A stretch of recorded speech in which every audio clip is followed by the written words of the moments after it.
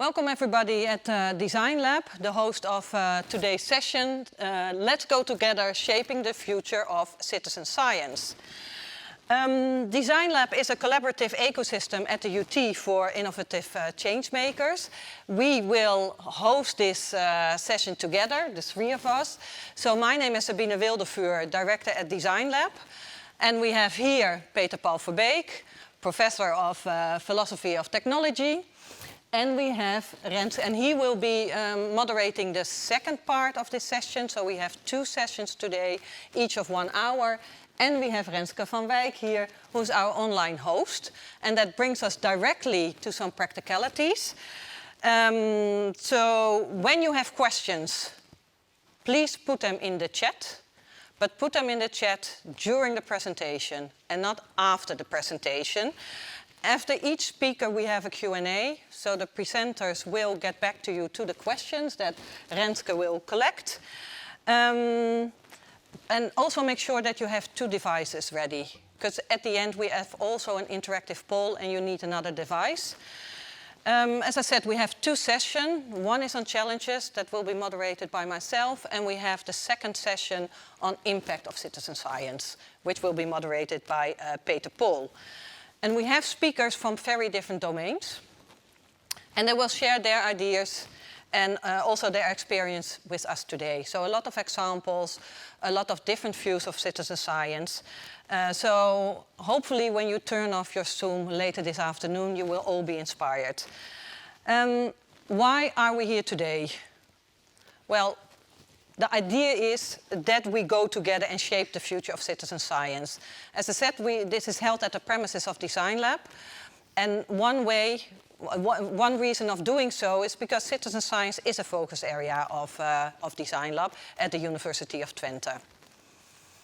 So citizen science starts with societal challenges. And that's what we're looking at today. You have a more bottom-up, top-down approach from research. And we want to link that to the more bottom-up approach of society. And that means that you start with societal challenges. And we have a lot today. That's what we know. We are in the pandemic, COVID-19. We have to face these challenges. We have climate change, energy transition. So a lot of big issues we're looking at. And citizen science can be a way to approach these challenges. Of course, it's not a solution to everything. And a lot of people are searching for the definition of citizen science. And what we will hear today by the different people is that we have different definitions as well. It depends on the domains where you are in. And so that's why we like to grab the 10 principles of citizen science. I will not go into detail about those 10 principles, but if you Google online and if you Google principles, citizen science and the European Citizen Science Association, they will pop up. And as I said, there are 10 put together by citizens all around the world. And one of the main things is also that the quality of research should be good in citizen science. So it's not something that you do just like that. You really need to follow certain rules and to come up with the best results as well, but get the citizens involved. So today we will show a couple of examples. What we also see is that citizen science is not new, but it's coming up very rapidly now. We see it also, and one of the speakers will talk about it, we see that on an international level, on an international scale. We see it also in the Netherlands, where there's much more focus now on citizen science and interest in citizen science as well. And as I said, these societal challenges that are put forward by the United Nations Development Programme, so the Sustainable Development Goals, that's a way of starting with those challenges. So to give you already some examples of what do we mean, we will start with TopFit Citizen Lab. And TopFit Citizen Lab is a project that is executed here in the region of Twente. We are aiming towards a sustainable citizen lab. And it's citizen science applied to health and well-being, and also to prevention. We have different pilots running, different activities are taking place, And the dream is to have in the end a sustainable citizen lab which help the people, first of all in Twente, but also the others, to more qualitative and happy life years. So we have pilots in diabetes, prevention, other fields as well. And we have a nice ecosystem with different stakeholders, societal organizations, we have healthcare organizations, we have the knowledge institutes involved as well. So it's very broad, the region is involved. So together with a lot of researchers, we're aiming towards results in this field. And I'm starting a video now on Ebulite, or a project that is done at the university as well. And, well, just watch it.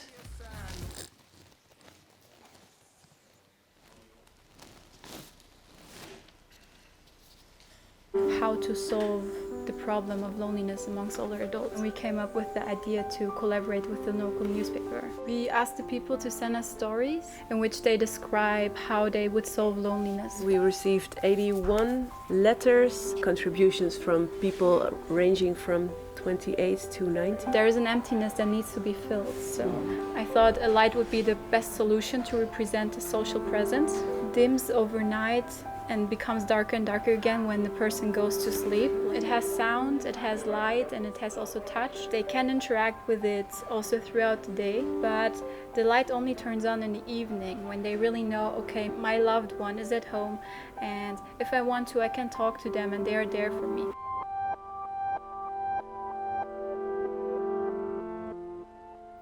But I must say, co-designing during COVID-19 was a real challenge, because traditional co-design activities, such as physical workshops, were not possible anymore. To cater to this new situation, we needed to explore novel research methods, such as co-designing remotely. And my main concern was to come up with a channel that is both trustworthy and familiar to older adults. And this led to a collaboration with the local newspaper, the Tubantia. We encourage readers to draw inspiration from previous research efforts, disguised in form of dilemmas, and center solutions in form of stories. We extract the essence of their ideas in form of values and translate them into an actual product, the Ebulite. The Ebulite is an awareness system that uses micro-interactions to amplify the love and care of dear ones. During the day, it uses an LED strip and sounds to indicate that a notification was sent. In the evening, when older adults feel loneliest, the light itself turns on, representing a social presence of their dear one, which dims over time and turns off when the dear one goes to sleep. Thank you for your attention. My name is Deborah Tunch, and this was the Ebulite. So this is an example of citizen science. The project, also called Neenzaamheid and Ebulite, was initiated by the student Sephora Tunk, who you see here now, and together with Femke, who is professor in the biomedical signals and systems at the University of Twente. Sephora is a PhD student at the same group, and they looked at how to overcome the problem of loneliness in older adults. So two projects that show what citizen science can mean. And that brings us also to the first session that we will be holding today, namely the challenges of citizen science. And we do face challenges. I mean, we see nice projects, great projects, but it's not that easy. And some of the speakers will go into the details of these challenges as well. So the first session will be dedicated specifically to this. We have 3 keynote speakers who highlight this from different angles and also from different disciplines. And the second session, as I already mentioned, is much more on the impact of citizen science. So I'm very pleased to introduce and announce the opening speaker of the conference. And that's Wim van der Putte. The title of his session is Citizen Science, Knowledge and Forces United. He's head of the department Terrestrial Ecology. That's an institute of the Royal Netherlands Academy of Arts and Science, the KNRW, the NEO Institute. He was or is the chairman of the working group Citizen Science, that recently published the report under the same title, Citizen Science, Knowledge and Forces United. And he states that you cannot solve everything, of course, with citizen science, but he also states that citizen science should become part of the curriculum. So I think that... I just heard that Wim is not there. Yeah, he's there. Okay, good. That's wonderful. Okay, look. I will leave again. Oh, look, Wim is there, Wim is not there, Wim is there. So Wim, very happy to see you. Yes, thank you. And thank you, Sabine, for this nice invitation into the design lab at the University of Twente. And it's really thrilling to see what you are doing. And so I hope to learn a lot today. So shall I start saying something about the work that we did? Of course, the floor is yours, and we go back to you after the session. And again, people who have questions for Wim, put them in the chat. And he will be joined by Frans Snik and Anne Land-Zandstra later on in the discussion. Please go ahead. Perfect. Thank you. So maybe I can see the first slide, okay? So Sabine has already mentioned the title of my presentation, and this is also the title of a report that we produced for the National Program of Open Sciences. So next slide.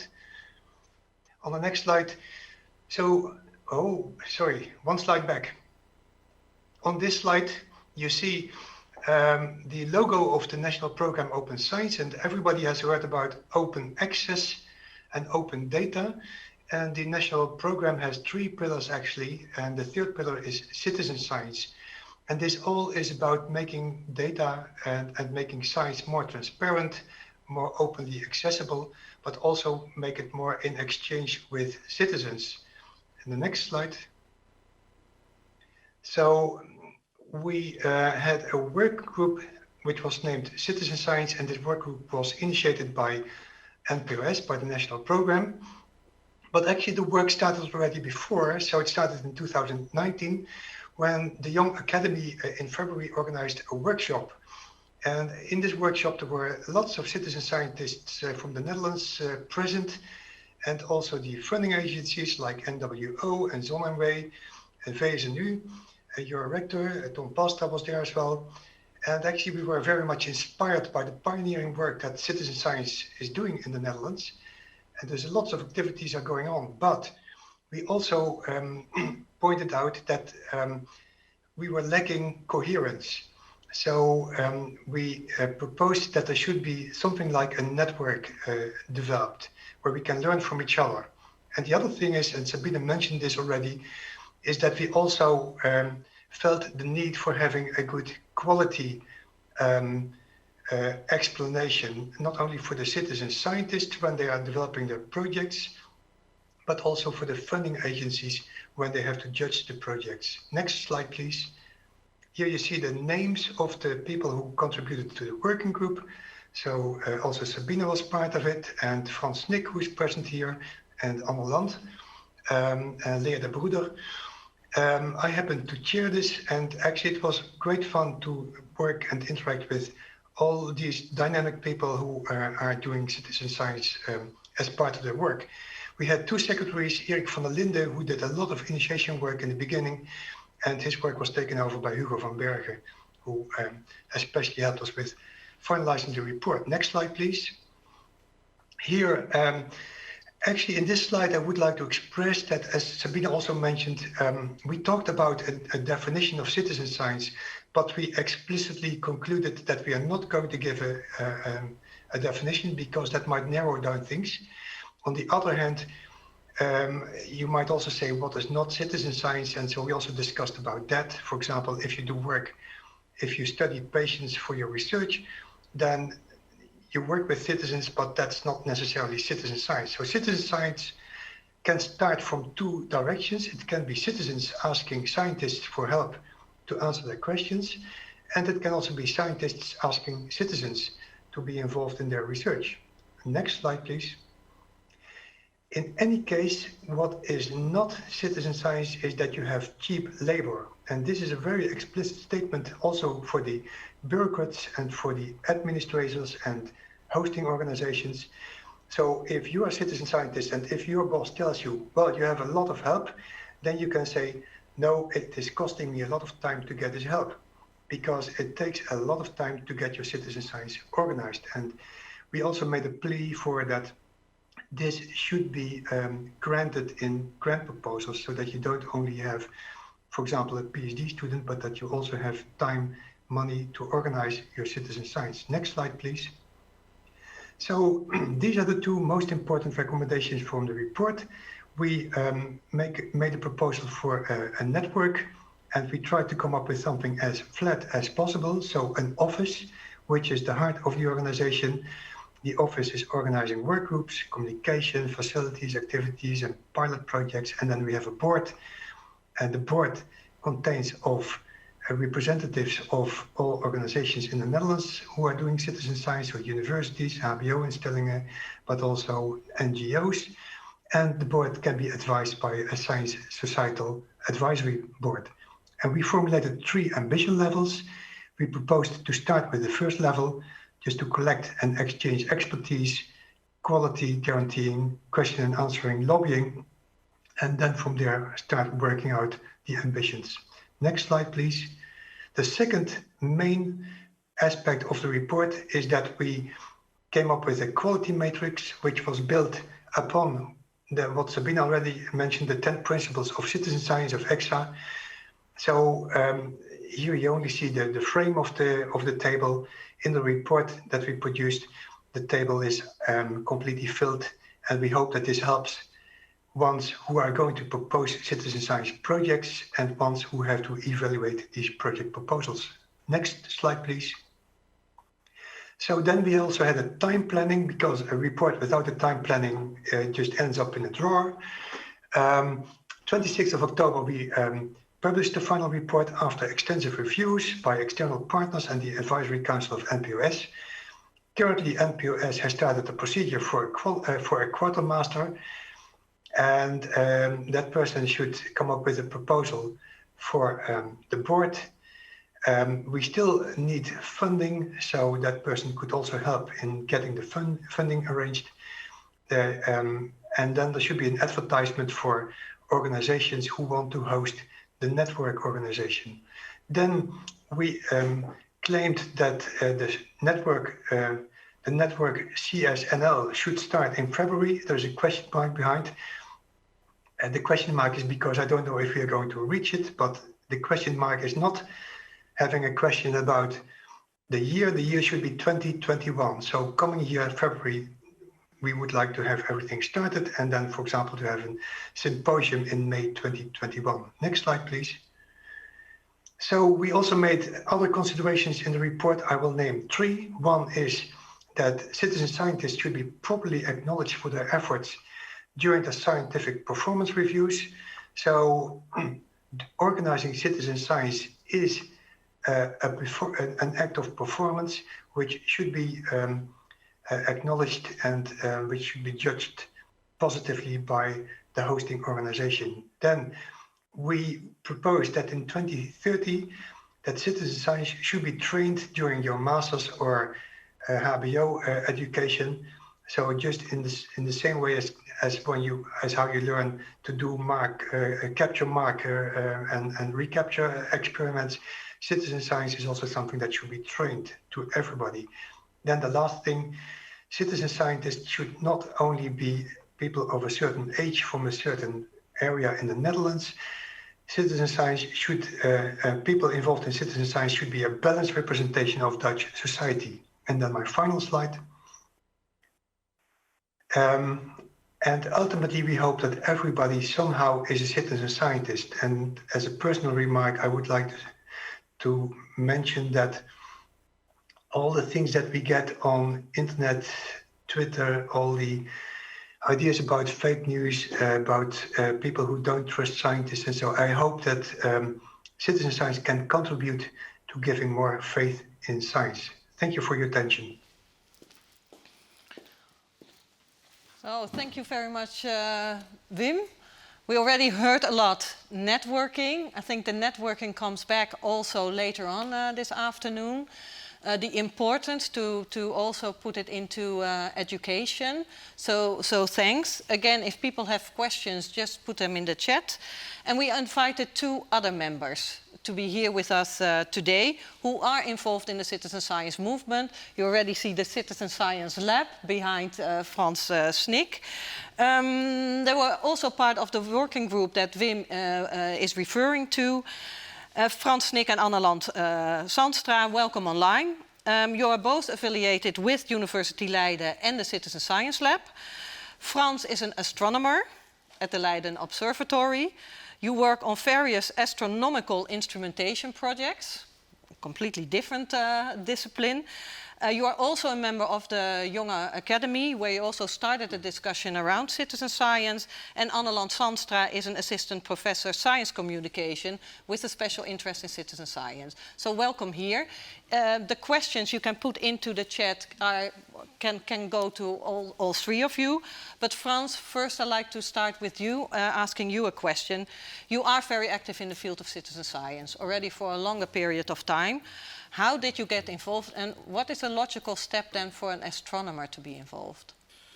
I'm not sure if it's logical. This is fairly random. So as a spin-off from the technology we implement to look at planets far away, we also implement that to measure air pollution in our own atmosphere. So this is being built into the next NASA climate satellite. This also happened to work in a plastic version of smartphones. This literally started as a joke on a Friday afternoon, but turned into the IcePax project, where thousands of people across the Netherlands helped us, including the RIVM and the KNMI, measuring air pollution. We expanded that all over Europe. We're now working on a second version also for water quality. So we learned a lot. We did a lot of things wrong. We did some things right. And it's these things that we did right that we want to build upon in our citizen science lab and also advise other scientists and citizen scientists on how this can be expanded upon. Yeah, so a joke became very serious. We'll hear more about the Citizen Science Lab at Leiden later on this afternoon. And why is this networking? Wim said a couple of things about it. Why is this networking so important? Well, I think what Wim mentioned, there's a lot of good things going on in the Netherlands. And exchanging all that expertise that is around is certainly a first step. But what we also see in a lot of terminology is that citizen science, as it comes out of the academic world, let's call it top-down, and citizen science that starts at grassroots movements, let's call it bottom-up, are still seen as separate things. People are talking about science and society as if they're different things, and of course they're not. So with this network, we really want to connect and tear down barriers where funding streams are separate, where there are still implications of hierarchy, where there are still issues of trust that Wim mentioned as well. So if we break down these barriers, we can really start building and going to citizen science, 2.0 and 3.0, really innovate and really collaborate in sustainable ways and address big scientific societal issues together. Yeah, okay, thanks a lot. Anne, you have been working on a model of the quality of citizen science as well, because we have been talking about it and there are a lot of initiatives, but what you want to guarantee as well is the quality. So can you elaborate a bit on that? Yeah, so this was also part of the work we did for the NPOS working group. So it was not just me, but me and a lot of others. And we wanted to give tools to, on the one hand, people that are organizing citizen science, and on the other hand, people that need to judge if the plans for a citizen science project are good enough. And we wanted to stay away from this is citizen science and this isn't, but how do you provide quality citizen science? So what aspects of a project do you need to take into consideration in order to support the quality of your citizen science project? And we base these quality factors on the 10 principles that were already developed, that were also mentioned already in this session. And we use those 10 principles that are about the quality of the science, but also the quality of the collaboration between scientists and citizens, the societal goals and the scientific goals, and use those to really make them more concrete. So you could think of the different stages within a project where these principles should be taken in consideration. So for example, if you think about attracting or making sure that a lot of different types of people are engaged. You should think of certain things that you do at the beginning of a project so that you attract not just the highly educated white male that is usually part of a citizen science project, but also other people. But also at the end of a project, you can think of measures that you need to take to make sure that everyone feels engaged and everyone feels that they have an important part of the entire project and not just be the cheap labor that Wim was mentioning. Yeah, thanks. And we have a very broad audience online with us. Probably they want to know what is that kind of tool that we can use, or what are the next steps? Where do I go to if I want to apply quality to a citizen science project? Well, that's a good question. First of all, the report that we wrote is online, and hopefully someone will put it in the chat. Or I think that's being worked on as we speak. Yeah, that's nice. So you can find the what we wrote about it in the report. But of course, I think this goes really hand in hand with the networking that we're also planning on setting up, so that there will be ways to discuss these. It's really a living list of things, so not something that we put on top of everyone, this is how you should do it, but really something to start with and to talk with each other about what really is quality citizen science. And it can look very differently in different projects, of course. So it's not a one size fits all. So I think within that networking organization, where we find ways to really collaborate with each other, we can work with this document and make it useful for all audiences that want to do something with it. Okay, great. Thanks a lot. I'm also looking to Renske if questions are coming in, but before I give the word to Renske, I want to go back to Wim, because you make this kind of bold statement that citizen science should be in the curriculum by 2030. Is that not a bit late? But is it also not a bit too much to put citizen science in all curricula? Maybe you can get back, and then we get back to some questions from the audience as well. Is it not too late? Well, it is late. I think everybody can just start putting it in the curriculum right now. And I think if you study in Leiden or in Twente, there's a very active citizen science there, so you can just get it and get this training. And also other universities are very active in that. And should everybody know it? Yes, I think so, because citizen science is also about the way how you interact with people who are not directly professional scientists. And I think this is something that scientists have to learn anyway, to interact with a broad audience. So I think there is a no regret aspect of having it in the curriculum just from, let's say, next year on. And since we are sitting so much in front of our computers because of COVID, I would say there's no reason not to do this. Okay, let's do it then. Well, we don't have that much time, but maybe one question from the audience. Renske? Yes, because there are many questions, so I have to make some choices here. But one that I found, well, they are all interesting, of course. But it was the last question from Igno Notermans from Drift.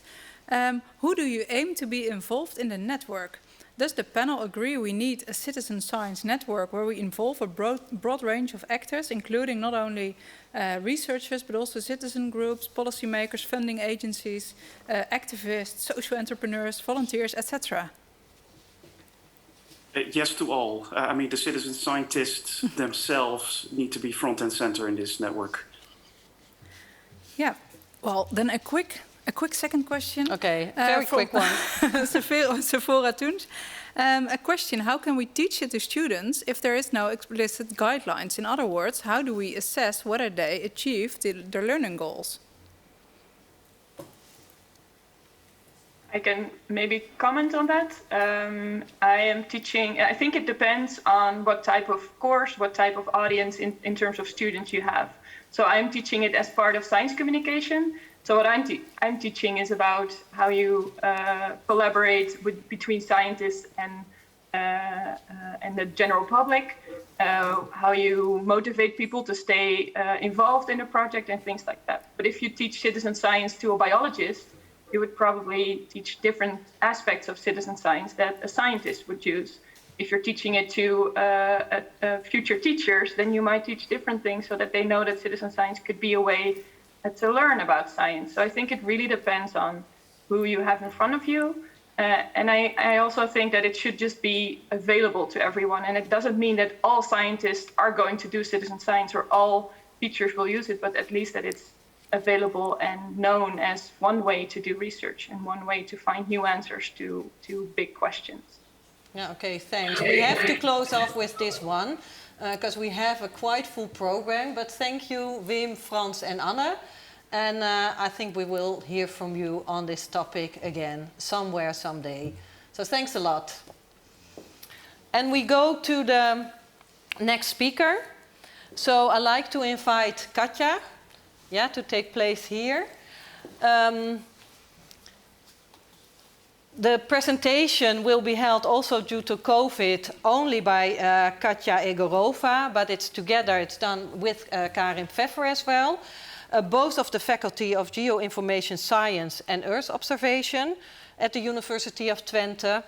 Karin Pfeffer is a geographer. She is with us online. So if you want to ask questions, you can put them in the chat and Karin can respond to them immediately. She's also professor of infrastructuring urban futures. And Katja is researcher at the Department of Geoinformation Processing. And she will give the presentation titled Beyond Citizens as Sensors, Citizen Science in the Geospatial Domain. So you have 7 minutes for your presentation, and afterwards we have the Q&A again. Thank you for the introduction and also for the invitation, Sabine.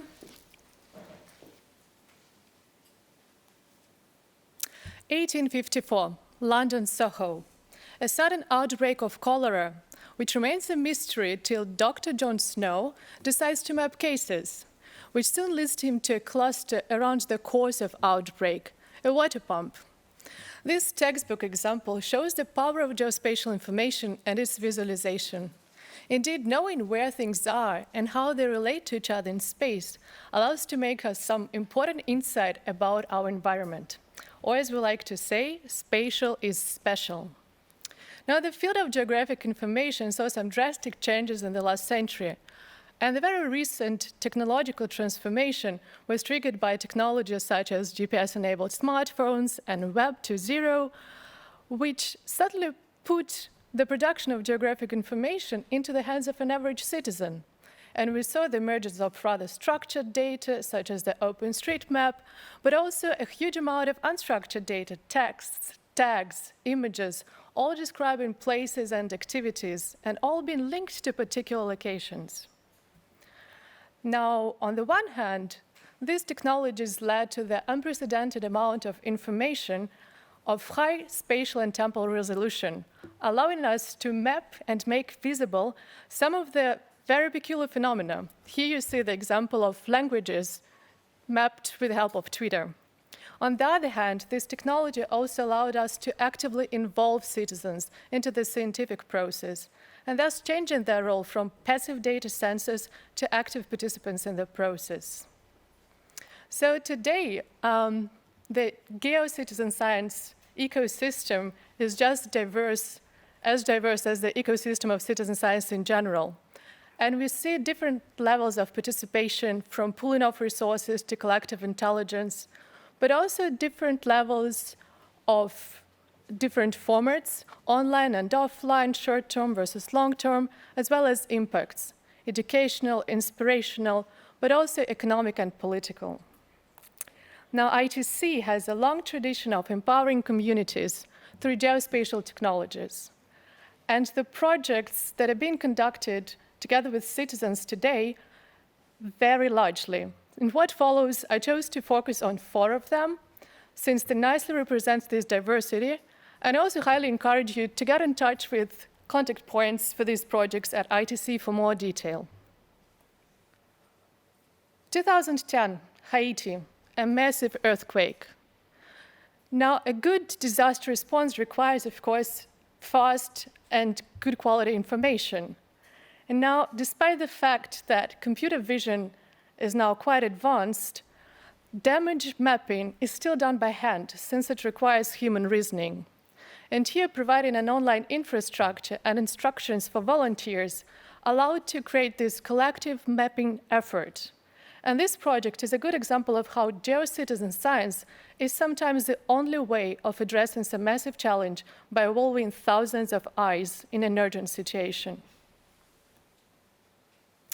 Netherlands, these days, on average, 20,000 people are affected by Lyme borreliosis, a tick-borne disease, each year. And in this project, citizens contribute by information of encountered ticks and the location of the encounter. This allows scientists to model and predict tick activity, and in turn present this information back to citizens through a very nice and intuitive map, where one can explore the different zoom-in and zooming-out operations, but can also explore tick activity through the time dimension. And this project is a nice example of how citizens provide data while in turn gain knowledge about a particular health-related issue, as well as knowledge about related protective behavior. Now, Paramaribo, Suriname. And as one can see in the image on the left, green urban space is not the strong side of the city, which is the result of large neglect of the benefits of green urban spaces, both from the side of citizens, but also from the side of urban planners.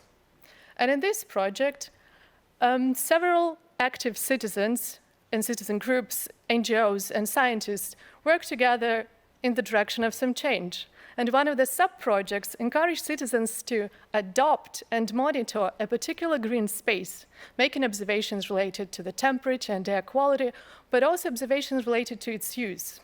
And here it doesn't require a leap of imagination to see how the project raises awareness, but also contributes with the feeling of ownership of urban processes, and also provides scientists with data on urban ecosystem services in tropical cities. And finally, Rama, Ethiopia. The degradation of slopes around the dam results in the reduction of its irrigation potential, which has grave consequences for this agricultural area. The solution lies in bench terraces and planting. And while research and technology focus on developing methods for providing plants with nutrients, the local community is involved in geospatial planning and also the choice of plants, so that these plants can generate income. And in this example, we see how science and technology, but also local knowledge, go hand in hand to address an environmental problem, but also provide incentives, economic incentives for the local population for a long-term conservation effort. We see that these projects are really diverse and can be analyzed through multiple dimensions, which nicely shows the multifaceted nature of citizen science. But it also comes with challenges that we summarize through these key words: inclusiveness. How do we make sure that citizen science does not bring a gap between high-tech and low-tech communities, but also sustainability, as well as quality that has already been mentioned, and responsibility, since geolocation is a very sensitive type of information. I was encouraged to also finish with a provocative sentence and statement, so there it is. Citizen science is first and foremost science, and should first and foremost provide scientific outputs. Well, thanks a lot for your presentation. I was looking at Renske, but at this moment there's a question coming in. So Renske. Yes, there is a question from Montserrat Prats from the Open Universiteit. In English-speaking countries, citizen science is mainly associated with natural sciences. However, in the Dutch wetenschap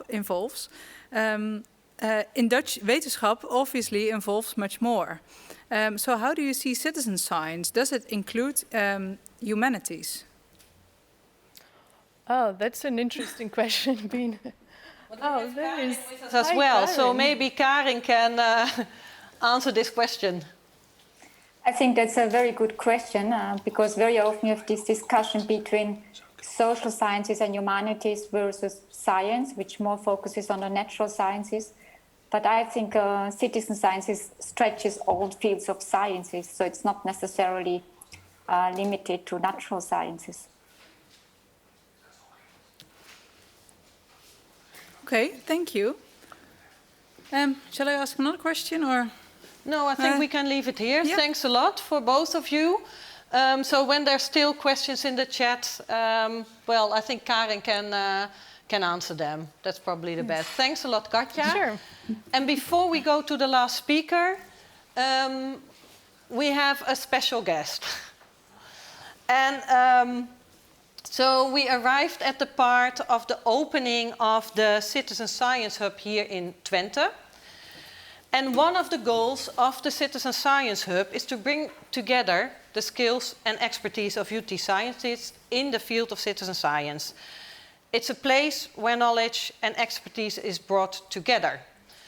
And it's also a way to bring this more top-down approach together with the bottom-up approach that starts with societal challenges.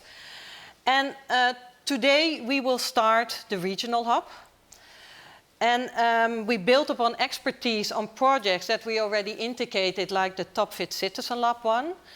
We have other projects in the region, so that's the start of the Citizen Science Hub today. But we have a lot of ambitions. And so it will not only be here in the region, but we will build upon it with a project that will start in February 2021 called Incentive. And we're aiming towards building a European of 4 citizen science hub in 4 different European countries. So going from the more local citizen science activities to an international way of working as well. And so this will all start next year. And I would like to welcome our Rector Magnificus Tom Palstra. Tom Palstra, please. Yeah, I'm just looking like, how's the routing with the COVID? So if you, thanks a lot. It's really an honor to welcome you here and to have you here to open this Citizen Science Hub. And you have been involved a lot in the Netherlands Open Science Platform as well. And that's linked very closely to citizen science.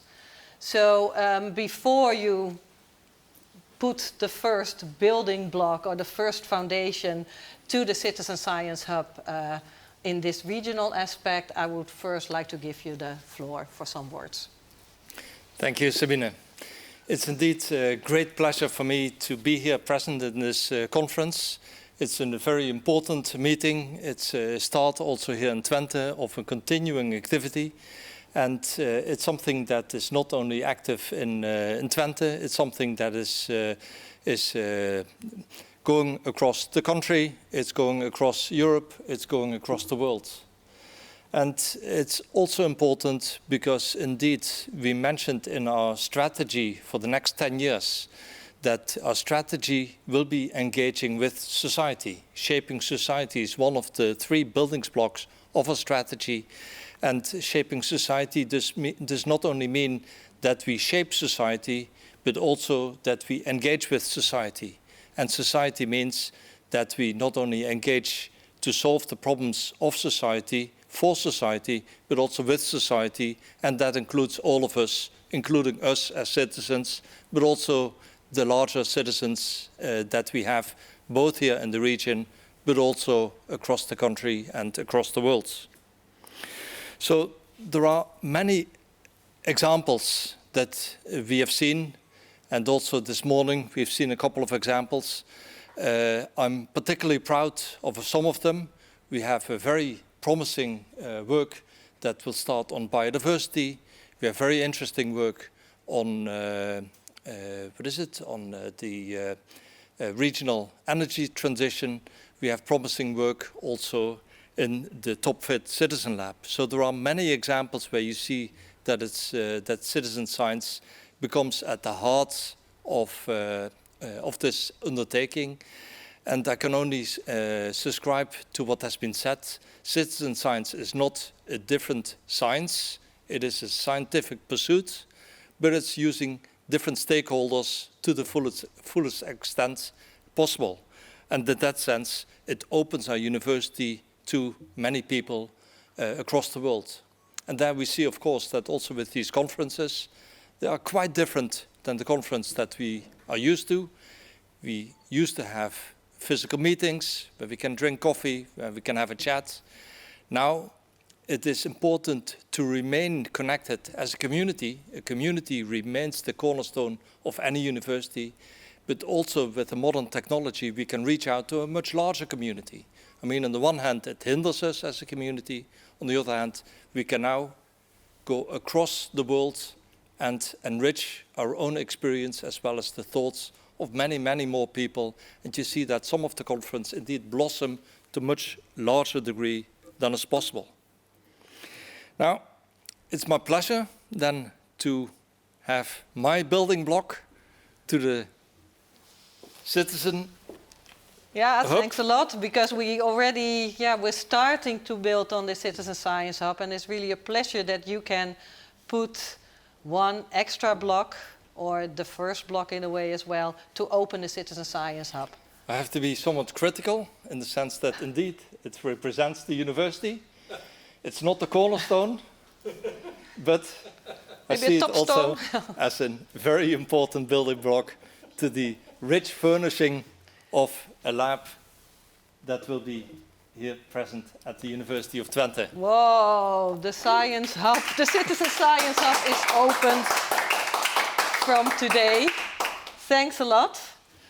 And I wish all of you present here, but also people that participate in the meeting, lots of success and lots of encouragement to see this really work, to engage with society and make sure that citizen science becomes to the fruitful way that we engage with society in shaping 2030.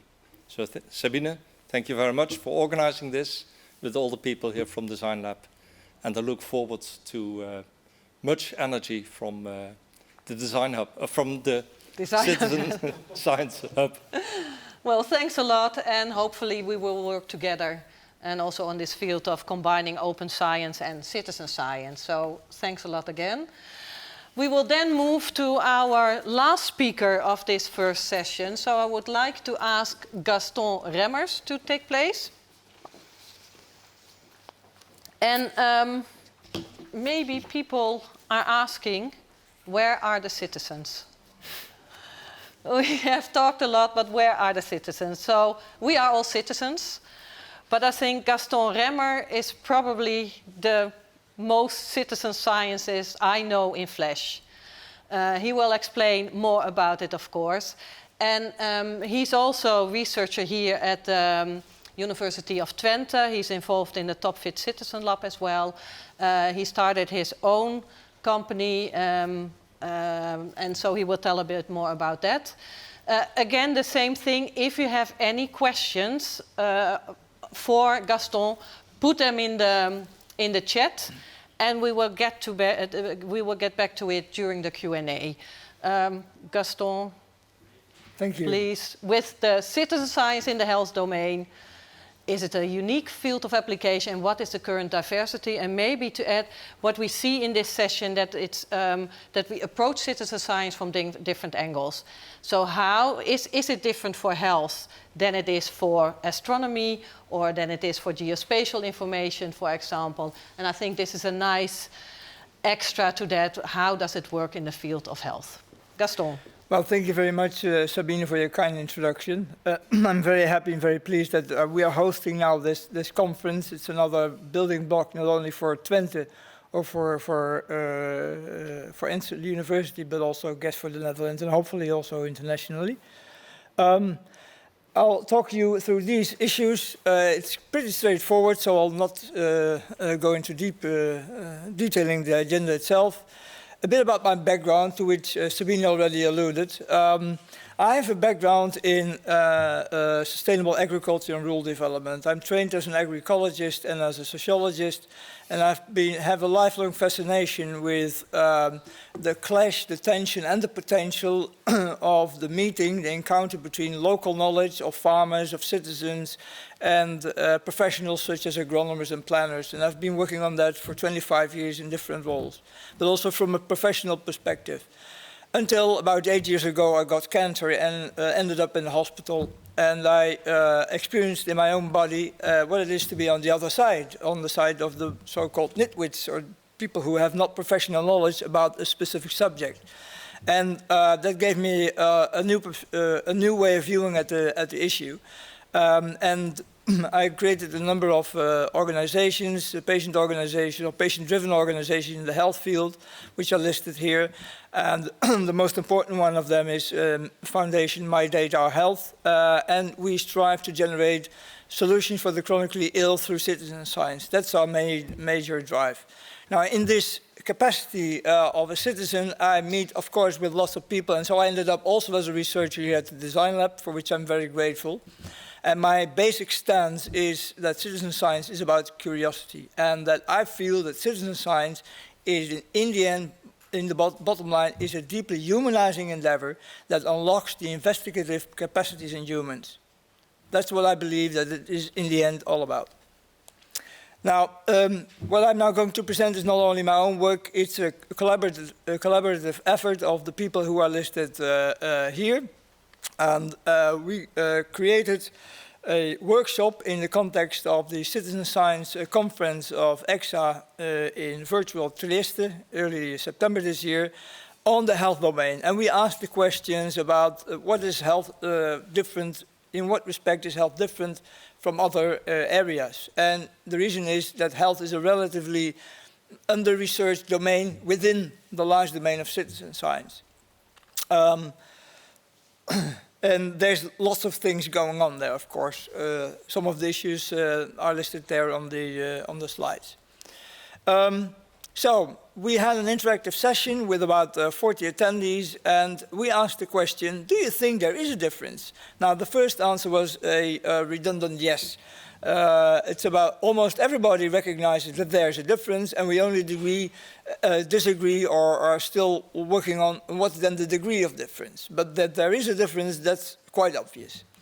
Now, but in what issues do these differences reside then? Well, there's a number of issues that are coming up there. It has to do with the quality of the data, for example. They are on a much more scrutiny in the health sector than maybe in other domains. There's an issue on research methodology, and especially the fact that in health, the people who are being investigated also investigate themselves. So roles are conflating. As a researcher, you become sometimes your own research subject, so that challenges the methodology in its very heart. Now, there are loads of issues regarding ethics, to the extent that people can investigate themselves. There are examples of people who have not been able to end their PhDs on themselves because of conflicting ethical requirements. And that's tragic, of course. And apparently the health sector is so complex with lots of stakeholders and at the same time a bit rigid. The attitude in the sector is not very open as of yet to citizen science, while at the same time there's a long tradition on patient involvement and patient engagement in the health sector. Now, can we map in any way or form the diversity of citizen science in the health domain? So we asked this question again, and then you see on the right-hand side a number of maybe differentiating factors, and the two factors that were highlighted most by our audience is purpose and agency. What is this project striving for, and who is driving it? Those are the most important factors, or more potent factors to differentiate among, according to this group of people. So if you plot them in a graph with agency on the horizontal axis and purpose on the vertical axis, and you try to plot different projects there, then you get things like this. That on the upper right-hand quadrant, you get examples like the ISPEX project, to which Frans Sneek already referred to, people measuring the air pollution with their iPhones. You get gamers that start to fold proteins and contribute in this way to understanding better protein structures. You have projects involving lots of different projects involving e-health. You have participatory health research and many more things. Most of these projects are research-driven and tend to a focus on generating output that is valuable for all of us. Now, on the other hand, you have projects in the quantified self realm, lots of home experimentation with food going on. You have people that write lots of stories and stuff like that on the upper left domain. Now, the challenging thing, I guess, is to find projects that bridge all these bridge the quadrants, so to say. So there are some examples. For example, the OpenAPS project on creating an artificial pancreas, which is a US example. And from the Netherlands, we have the My Own Research project on chronic fatigue and gut issues that stretch the limits, the end, so to say, from NS1 research to research that yields group insights. I'll go back. Can I do that? Yes. The projects on the lower left quadrant are a little bit underrepresented if you start charting them, but there's lots of things going on there. And this is just an example. I won't go through them, all of them, but there's lots of projects going on in the Netherlands, and I'm sure there's lots of things going on abroad as well. At least 15 communities are active in the Netherlands, covering over 10,000 people, involving all kinds of lifestyle, food, and other type of interventions. Now, we are now co-creating the Citizen Science to Health platform for these communities, developing a digital platform where people will be provided with tools to engage in their citizen science, and the learning community with all kinds of institutional stakeholders that are helpful in tackling the challenges that arise in conducting citizen science. Now, what are the main challenges? I'll skip this one because I think we've touched upon that greatly already. There's a report from the initiative that we launched at the Citizen Science Conference, and they go to the steps forward. And I think they lead immediately also to the second hour that we have now. I think the challenge would be to create national, international, regional interfaces.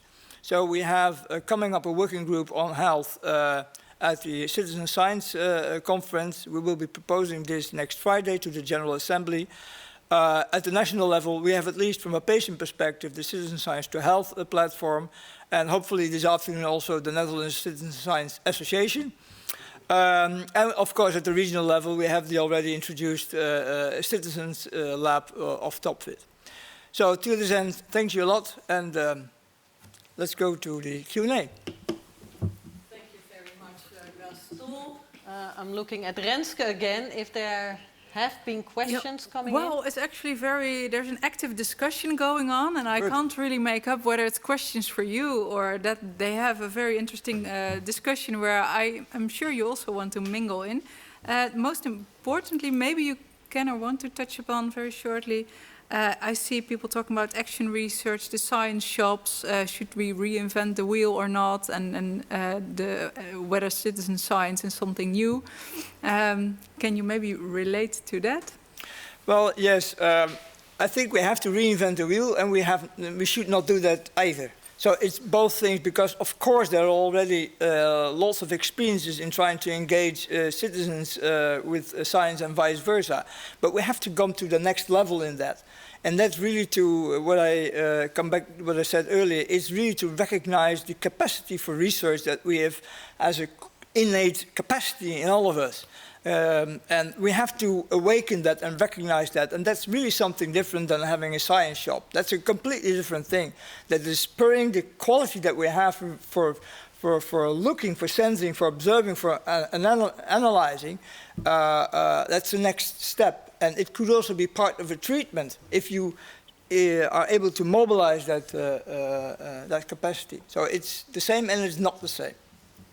And there was also the statement of Gaston, citizen science is the best way to overcome quakery, kwakzalverij in health. Yes. Was there any response to the quakery part or the kwakzalverij? No, they were already so busy with discussing all these other topics. So. Okay, then we're going to round this part off, this first session, about the challenges. Can I have a finalizing quick comment on this one? Yes. Because I think this statement is just phrasing it, angling.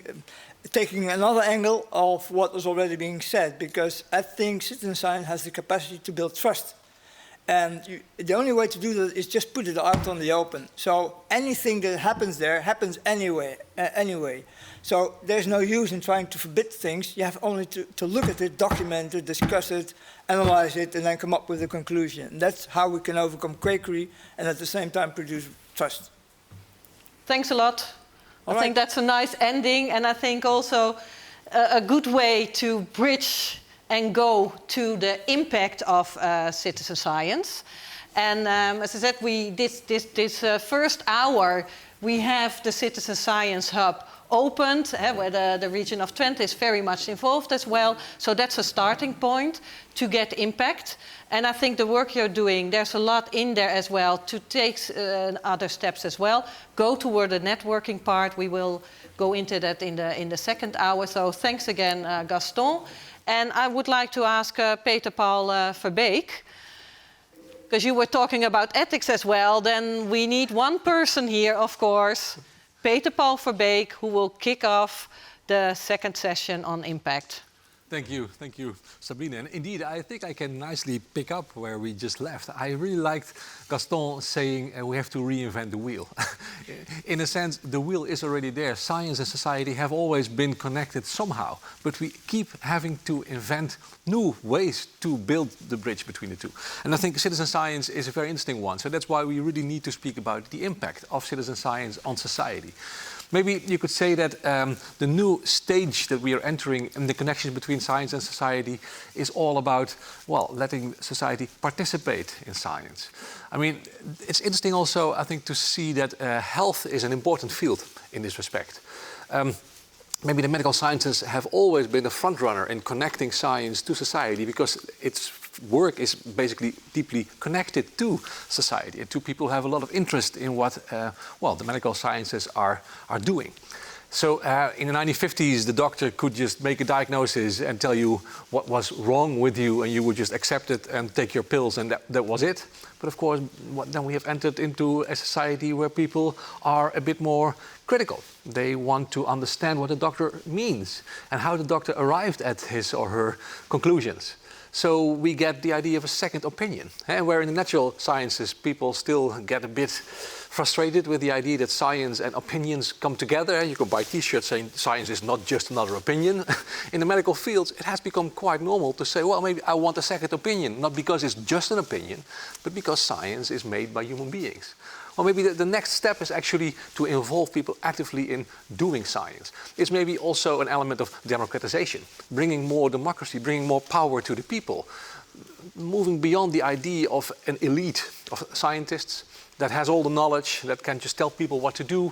Now, engaging people in how scientists do that, giving them also maybe a reason to believe that it's not just the interest of the elite that the scientists are somehow preaching, but this is actually all about doing research which has a solid basis. So in that sense, the impact on society is as important as involving society in science. Democratization is one thing, as I said, empowering people, but also plays a lot of, well, it plays a big role, I think, in the agenda setting in politics. What is on the agenda in politics really depends on what the facts are, what can count as a fact, how people can make something relevant.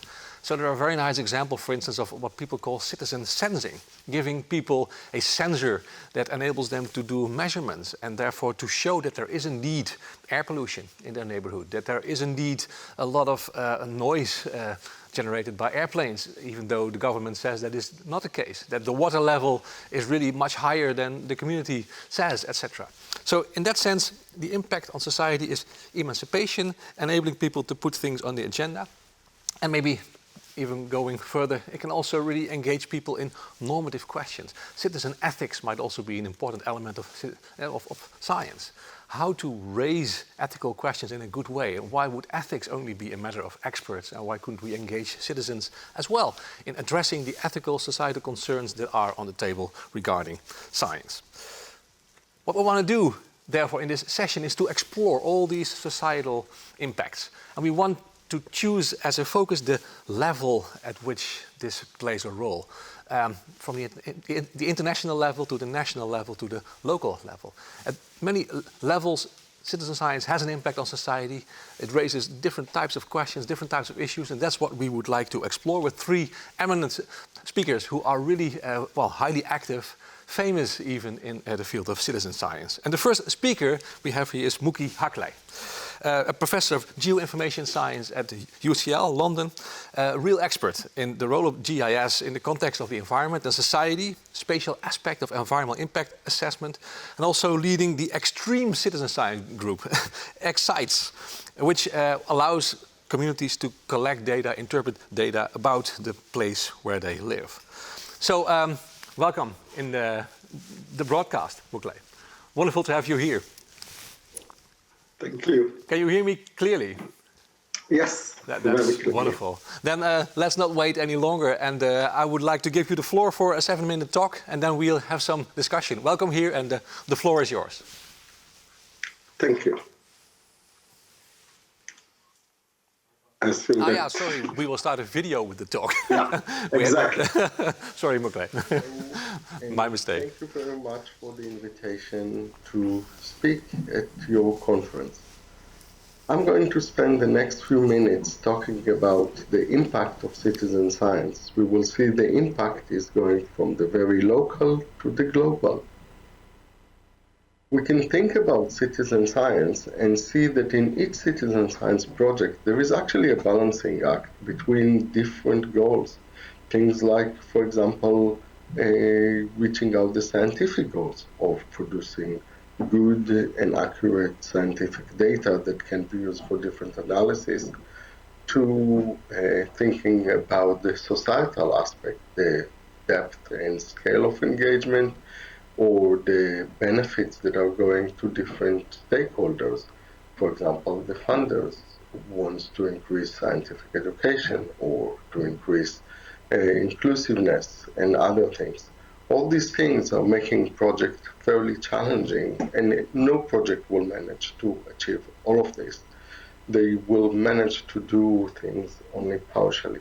But we can see examples across the board.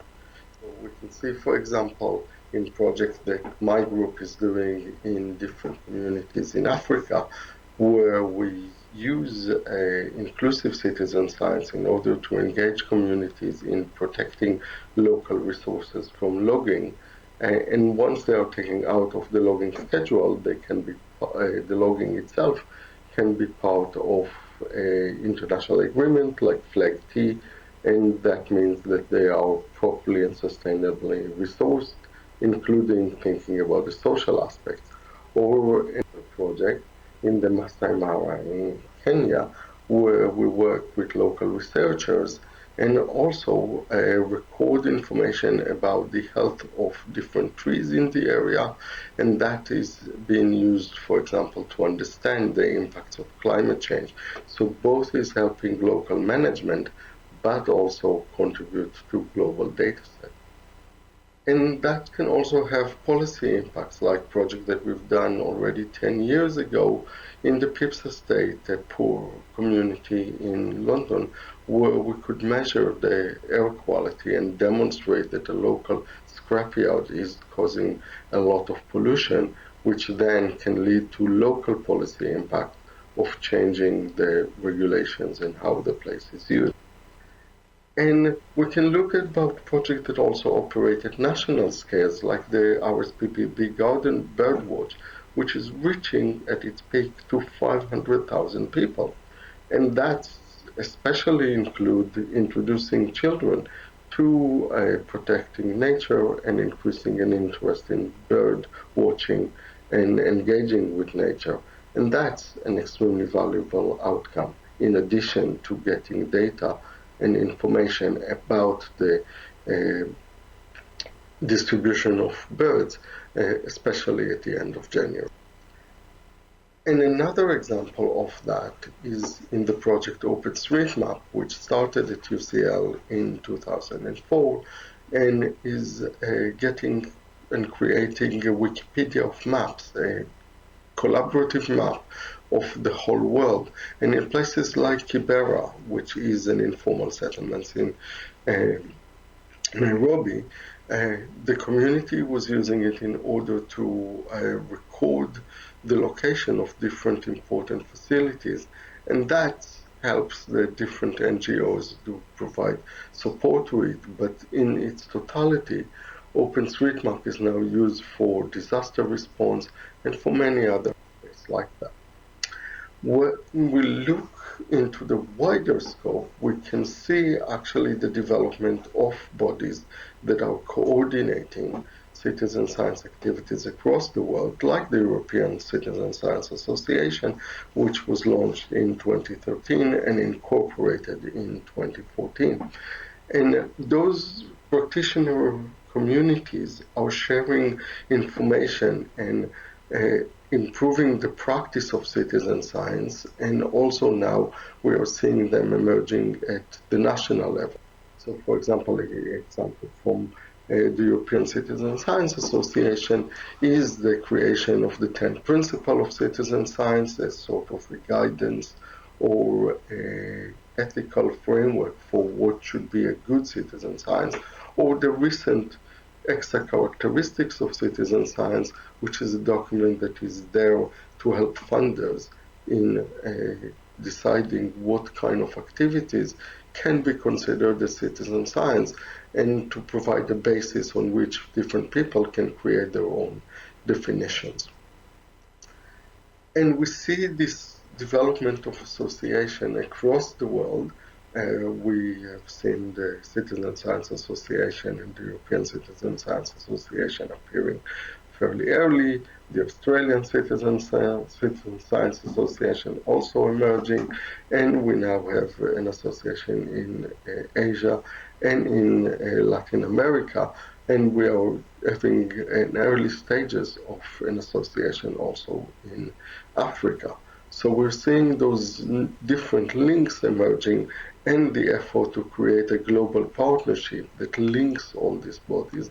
And for example, having a very direct impact of citizen science into the area of contributing to the Sustainable Development Goals, both in data about monitoring, but also in delivering the goals themselves.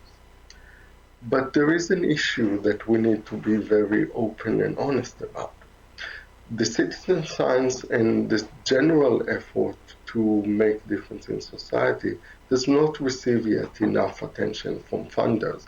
And we can look in amazement about how much was achieved with so little funding. So, for example, within the Horizon 2020 budget, Science with Society is less than 1%. And we hope to see more mainstreaming, which means that it will be integrated into different projects, but that is a limiting factor. Thank you very much. Thank you very much. This was really interesting. I've actually always been a big fan of your work, so I'm very happy to see you live here now, Mookie. So, and also thank you for being willing to record your talk in advance. We asked people to do that so that we can actually be sure that there will not be network issues troubling the talk. So there are many things that we could ask. I think there will be questions from the chat as well, but let me ask a question to you first. So you showed the map of all the activities all around the globe, right? So do you also see different types of impact in different parts of the world? And is there something that we could learn in our part of the world from other parts of the world where people do citizen science? Yes, there are different ways in which it works. So I have a special interest in how it fits into different policy structures, and it kind of was interesting to see how during the Obama administration, citizen science received a lot of attention, but mostly was linked to innovations and entrepreneurship and all kinds of concepts about almost startup culture. But then that it was also interesting that the whole citizen science activities in the federal government continued during the administration of Trump, which means that they found use for it within that. That risk to fall too much close to free labor area, which was one complaint about citizen science, but it's also learning that you can get things like the Federal Community of Practice, where the people who are running different projects link up to each other and maintain the connection and maintain the activities throughout the whole period. So they're now well established, and they're demonstrating how government bodies can integrate citizen science, which is tough, actually.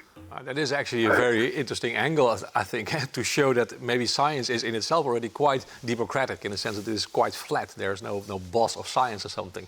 And if governments somehow frustrate scientific practice, then it can still continue when it's being executed by citizens. They keep the fire burning, as it were. Very interesting. Thank you. Yeah. Renske, are there questions from the audience? Yes, we have indeed. And one of the questions is from Rinse Krol. Persistent IT, and he says reliable data is very important. We have been working on bespoke feedback applications for 12 years. One of our projects was about vitality of employees. Do you agree that often the most valuable information is with the people that are least willing to respond to a survey? So focus on response is very important. Yes and no. So there is, first of all, I love a term that Andrea Wiggins have developed about what free mean in the context of citizen science. And she used that citizen science data is free, as in free in puppies, where once you get it, you need to nurture it, and you need to be very careful about the decision of what you're doing. I also love the approach that Chris Lintert and the people in the universe raise of not wasting people's time and kind of paying attention to how the data is being captured and reached. And what we need to also accept is that some people will find it more difficult to answer and to be involved, and we will need to invest a lot of effort in engaging them. So I'm saying that the dilemma that we have in the group is that the more marginalized group you go for, the more expensive its engagement activity is. And that's something that once we kind of start to think about science operating with citizen science, maybe that should be some of the role of professional scientists of filling up the gaps, or maybe to think about non-traditional groups that can help in filling up the gaps. So, for example, some government employees that can be involved in some form or shaping, collecting some of the data, and then you merge the two, or anything of that sort. I haven't seen yet enough innovative examples where those integration are happening, but that's, as I mentioned just earlier, government find it challenging to integrate into citizen science. So I guess that's something that we need to work on. Yeah, well, and thank you. I've got another short question. It's also about recruitment, but a bit on the other, a bit differently. Felix van Urk from Strategy and Policy of the UT, University. How do you recruit citizen scientists, or do they find you? And how do you set up a sustainable infrastructure for that? And if you could be very short in your answer, thank you. Yeah, sorry. So I'm talking usually about passive and assertive engagement. So passive engagement is when you go out with a call and you recruit whoever come in. Assertive is when you are thinking about who you need to reach out, and you actually invest resources in reaching out to them. As I said, the more marginalized group you are trying to reach, the more effort you need. Yes, thank you. Thank you so much, Mookie. It was really interesting and inspiring. Way too short, of course, but thank you for sharing all your valuable insights with us. I hope we can do this again soon, but then in person. You should come over here to the Design Lab and give us more input. Thank you so much for all the effort you took to join us here. Great. So then we move to the next speaker. The next speaker is a Dutch speaker who will take us to the national and the local level. Lea is here already in the audience, an expert in public health, working at the National Institute of Public Health and the Environment, a professor of environment and health at the Amsterdam University of Applied Sciences as well, specialized in citizen science approaches and other forms of citizen participation with a focus on vulnerable groups. Did a lot of work on community-based health impact assessment, and she will take us to the impact of citizen science from the local to the national level. Welcome, Lea den Broeder. Wonderful that you are here. Can you hear me well? I guess so, since you are answering. Very well. Wonderful. So you also made a recording of your talk. Thank you so much for doing that. Let's watch that together, and then we have some questions for you ourselves and from the audience.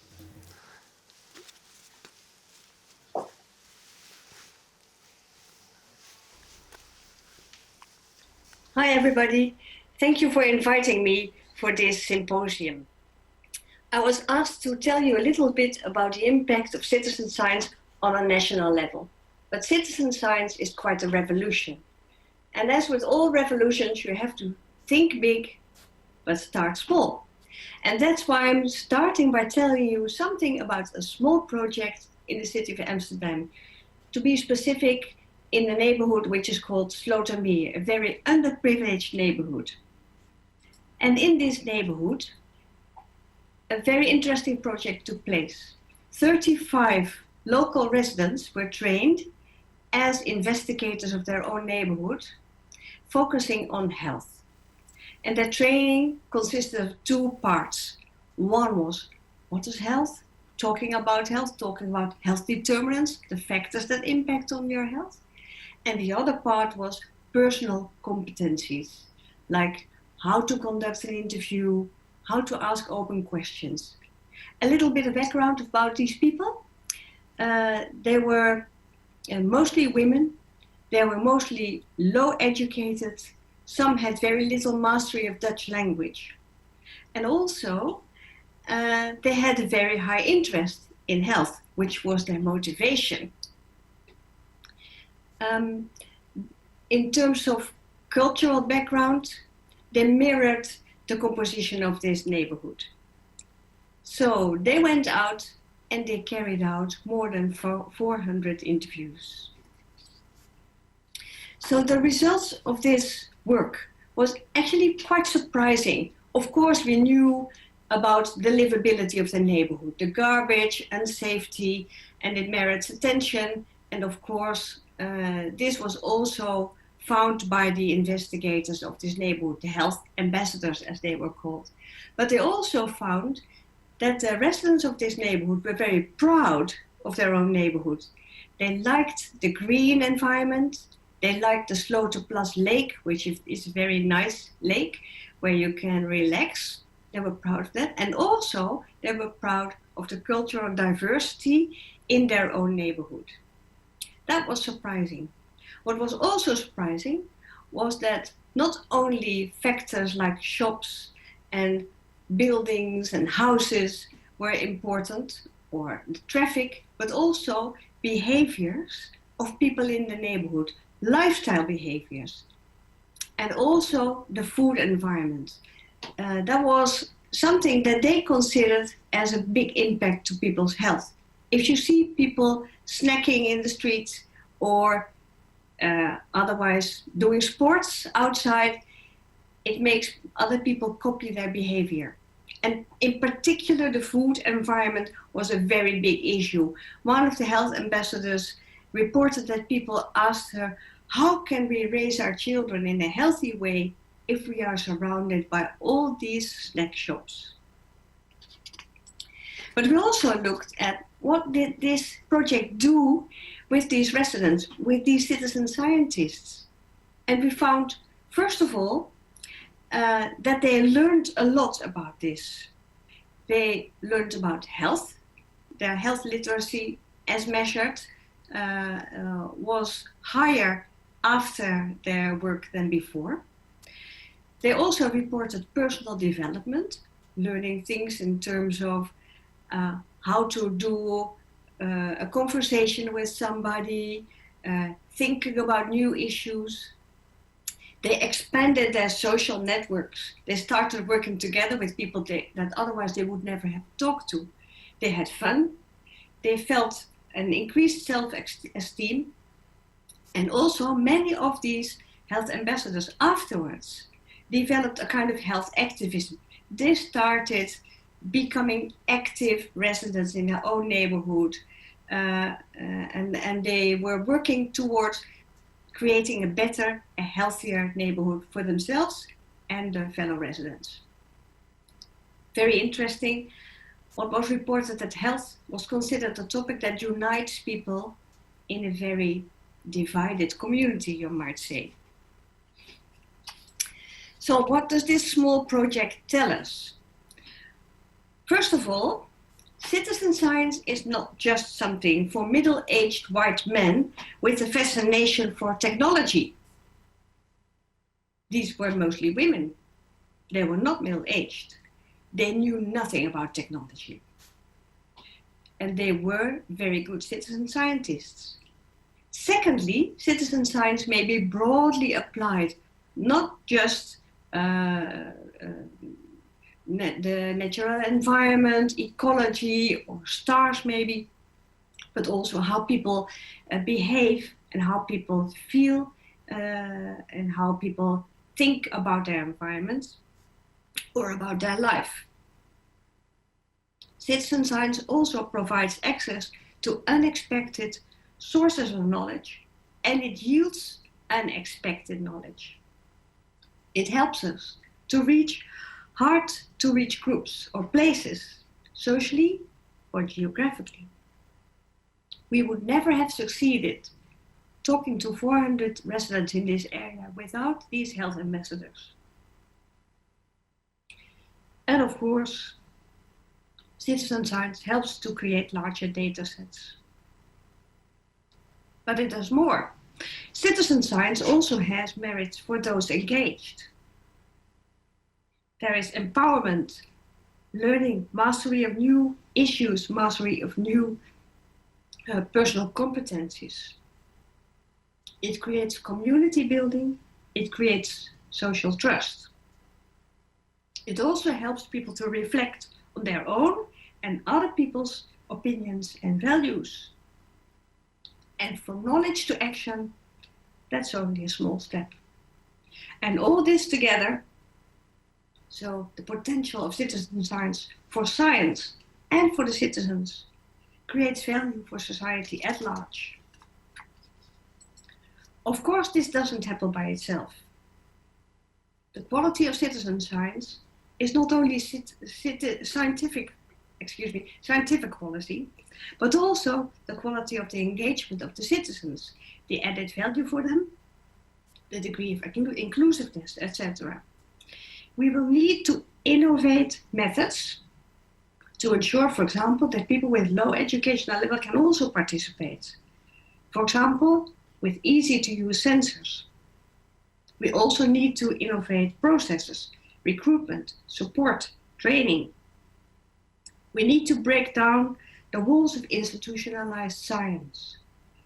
For example, traditional funding processes where target group engagement is requested, at the same time make target group engagement into a token exercise, because real engagement is seen as a threat to the quality of the research, and that has to change. And finally, how to get people to participate. It's not, as you might think, oh, easy peasy, but it's hard work, good thinking, and emphatically connecting. And here, a lot is still to be learned. But hey, science is such a lovely playground. Together you have more fun. So let's invite all the citizens in and play together. Thank you very much. Thank you very much, Leah. That was really very, very inspiring. And I learned a lot, and it really shows how empowering citizen science can be. And actually, that last part that you said about the easy peasy thing, maybe that's something that I would like to ask you something about. I mean, I belong to the group of white middle-aged men who are always used as an example of how we should not put our focus. And that makes you super sensitive indeed to inclusion and to not finding it self-evident that the world would be like you, right?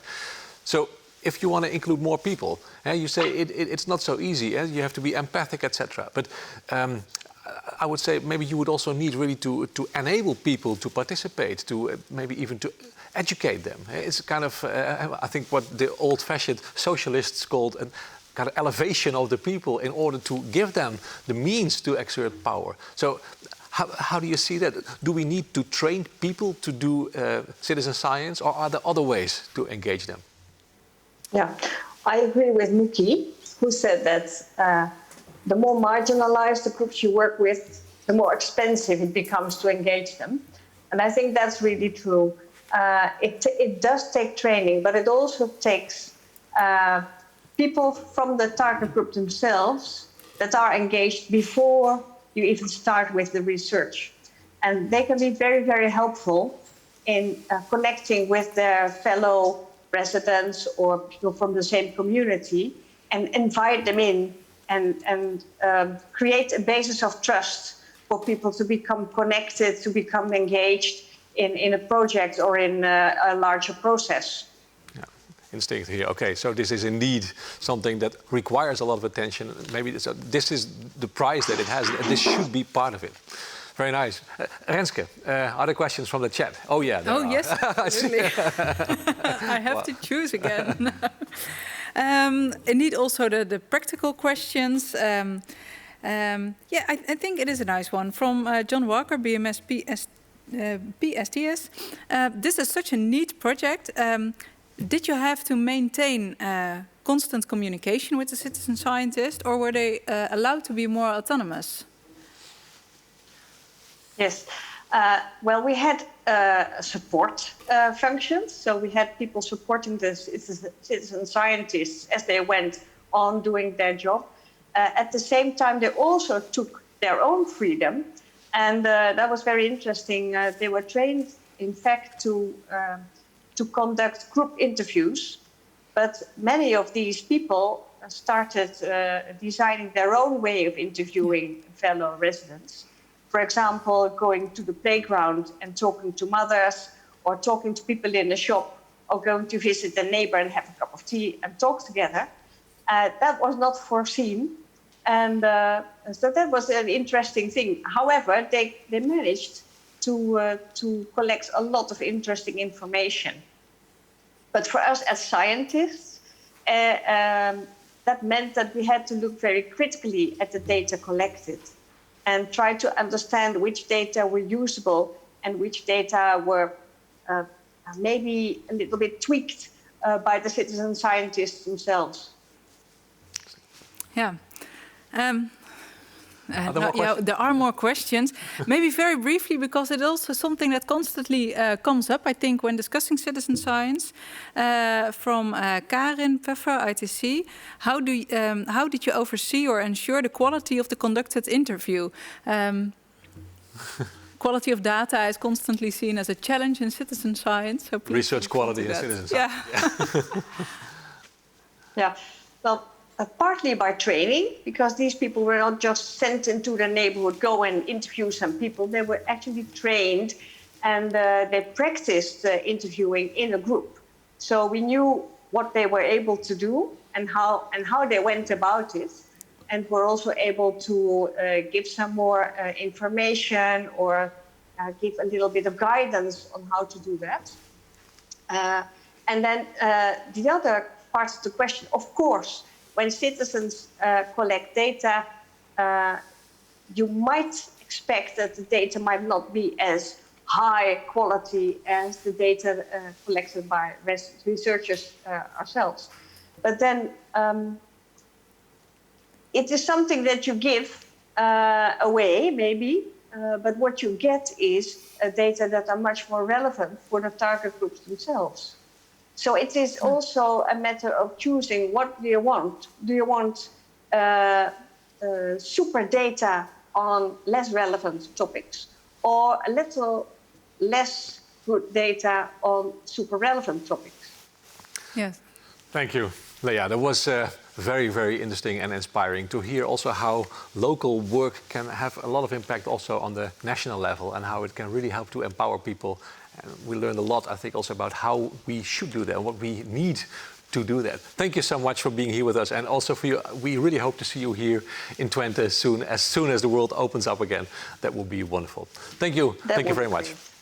Then we move to the third eminent speaker, I can say, yet another big name in the field of citizen science, Margaret Gold, who is working on a zillion things in citizen science, currently working on the We Observe team, citizen observatories for environmental monitoring, that is, the land sense work, connecting citizens with satellite images and, well, helping them to read them and to transform decision-making about the environment, and also playing a big role in the EU citizen science work for the European Citizen Science Association, a platform for sharing the work that we do in Europe on citizen science.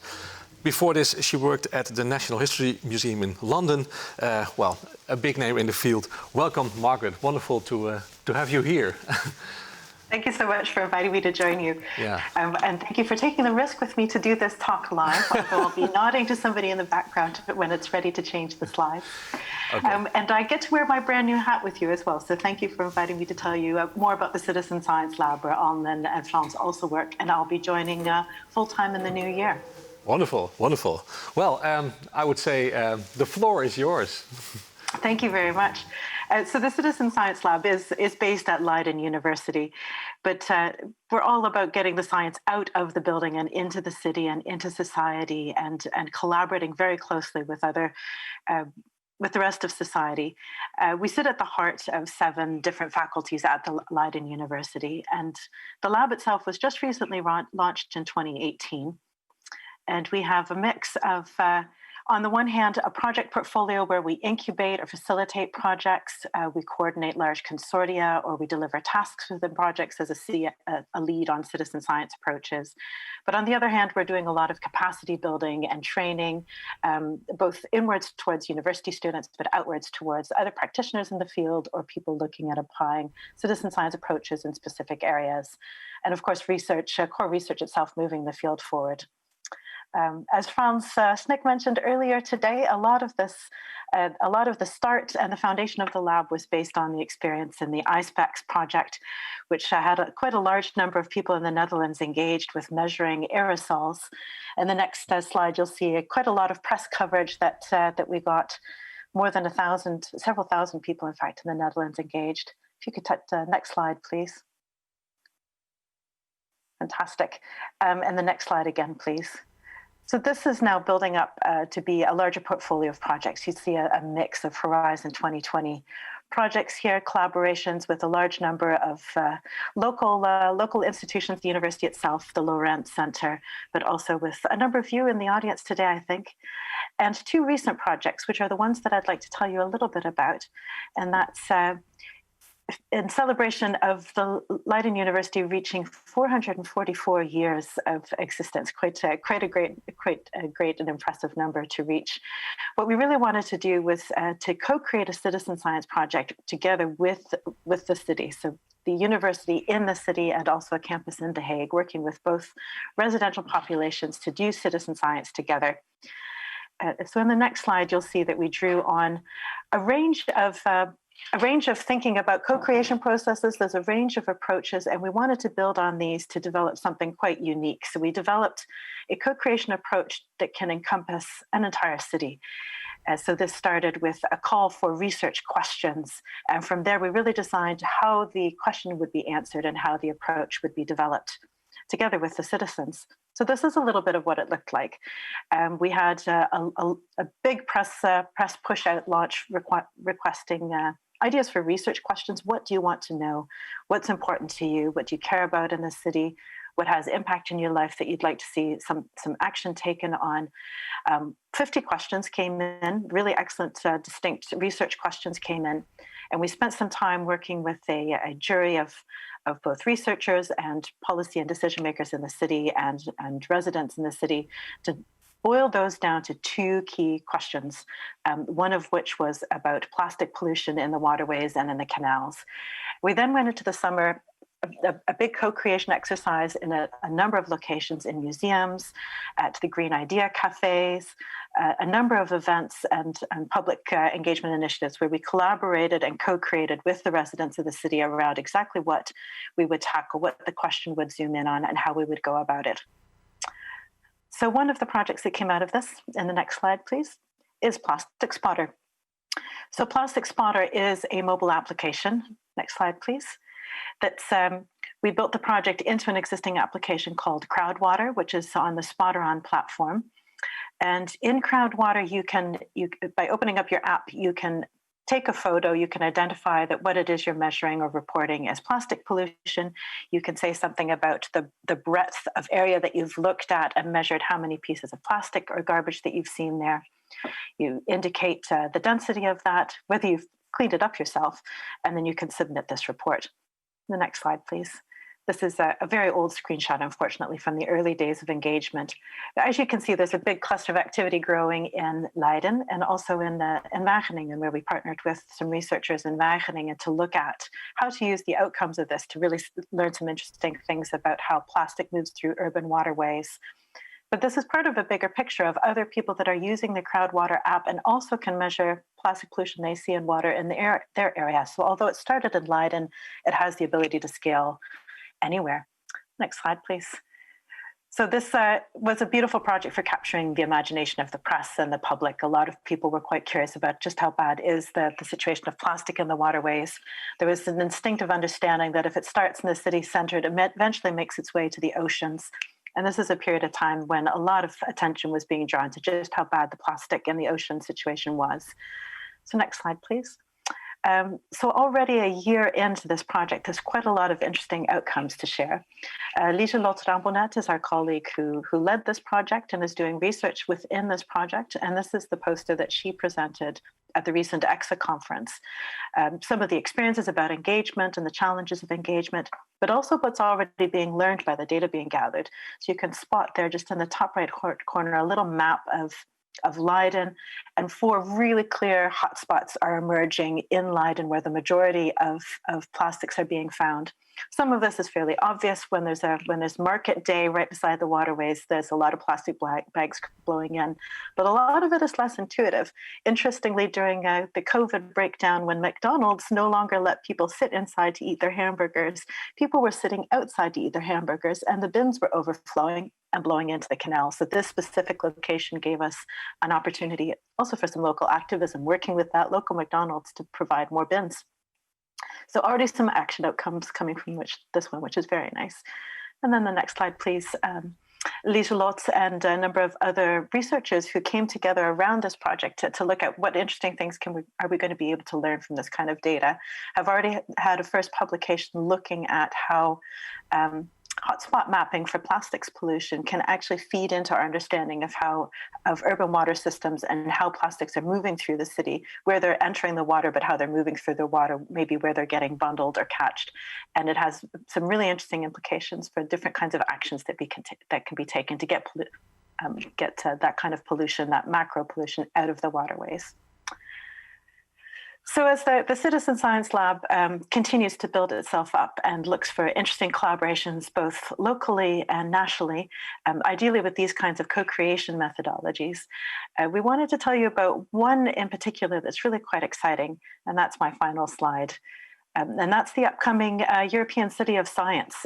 Leiden in 2022 is going to be the European City of Science, not only hosting the ESOF conference, but actually putting together a really exciting program of science in the city, a festival of science in the city throughout the entire year. And at the top layer of that, there's going to be beautiful science engagement in all of the neighborhoods. But from the lab, we're going to be leading a program of citizen science throughout the entire year.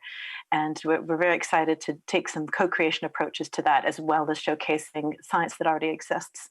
And although the eyes are on Leiden as the hotspot, of course, it's actually about all of the Netherlands and everything happening in the Netherlands. So as we continue to talk about the national platform for citizen science in the Netherlands, this is a fantastic opportunity to showcase all of the great things that are happening. So that's, I'll end there and switch off slides if I may, and I welcome any questions that anybody has for me. Yeah, Margaret, wonderful. That was really, really inspiring also to see how much work is being done at Leiden. It's amazing. So one question that came to my mind, maybe it's an odd one, but I saw that article published and that brings to mind, okay, of course we have an impact on society, that's what we want, and you show how much impact your work has on society, but it also has an impact on science. And how do you deal with authorship? Should we just stop claiming authorship for papers if we do citizen science, or should the citizens be co-authors, or how do you work with that? in Leiden? There's actually some really lovely examples. We take that on board as inspiration. Some of the examples are coming out of the Zooniverse project, actually. So in the case of the Zooniverse platform, there's a beautiful Dutch story of a Dutch science teacher who was doing a galaxy zoo in her spare time and spotted an unusual object, raised it in the chats. It is now called Hannies voorwerp as a astrophysical object in our skies. And she is cited in numerous papers on being the discoverer of Hannies voorwerp. Wow. And then on the flip side, when really interesting science publications have been coming out of this universe, they're one of the great examples of scientific publications in astronomy journals, quite highly credited astronomy journals, where they've cited the participation of all of the people that were involved in assessing that data in the project by sending a link to a page on the Zooniverse platform where all of the usernames are listed. So there's really some great inspirations. Right, thanks. Interesting. So we went a little bit over time, but Renske, do we have a question from the audience? Yeah, I have to credit them for asking us questions. I will stick to one, so if you could also provide us with a short answer. But Montserrat Prat-Lopez from the Open Universiteit is asking, we talk a lot about engagement, I also heard you saying it, but how do we know that participants are engaged? How do we define engagement in the context of citizen science? Someone that contributes a lot, but only once, is he engaged? Or who contributes a little, but regularly, is he engaged in the same way?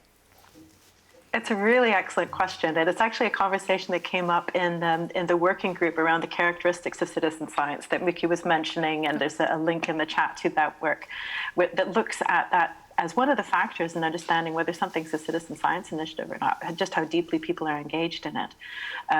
To come back to the co-creation methodology, one of the reasons that this is such a powerful methodology is it starts by definition with the motivations of the people that are raising the question. So it starts with very high engagement because it's something that has meaning for people individually. But engagement can absolutely be a one-time engagement. And then from a project initiator, you might be looking at how do you evaluate that and how do you measure that. And it's about understanding not just a volume of number of times there's been a one-off engagement, but how deeply do people continue to get in. Okay. And it becomes a picture that looks an awful lot like the Wikipedia statistics of how many people contribute to Wikipedia. There's a really, really long tail of small contributions, one-off contributions. And then there's this massive spike of a small number of people that are intense contributors to Wikipedia. And citizen science projects can look an awful lot like that. Yeah. Thank you Wonderful. so much. Margaret, that was super inspiring. And also for you, I mean, Leiden, Twente, it's not that far away. When the world opens up, we'll organize another event to talk more because it's way too short. But thank you so much for all the insights that you shared. We look forward to it. Wonderful. Thank you. Then I would like to invite Sabine back on stage because we also have a Mentimeter going on, I think. Do we still have time for that? Yeah, I will explain a bit more about that. But also, we are already collaborating. We're starting in February this new European project, and the Leiden Citizen Lab is involved as well. So that's great. We asked you in the beginning to have a second device ready, so we're starting the interactive poll. So if you go to menti.com and put in the code 565304. So again, go to menti.com and put in the code 565304. We go into some question about the networking, what Frans and Wim also referred to, the networking on citizen science, and should we move, oh yeah, I think we should, but combine the efforts, start a platform. We now coined it the Netherlands Citizen Science Association. Could be a network, but it's just now to check with you, are you interested in such a platform? And would you be willing to participate in this as well? So I would like to move to the Mentimeter session. So the first question, and I see already people voting. Do you believe that a National Citizen Science Association is needed? to increase relevance and impact. Well, go on. That's one no. Fortunately, we have a bit of democracy We left. were already thinking before, of course, how many no's will there be and who is the no? Okay, now I'm referring to it. Of course, the no's keep going up. I'm not asking you to vote more on no, not. Yeah, it's still going up.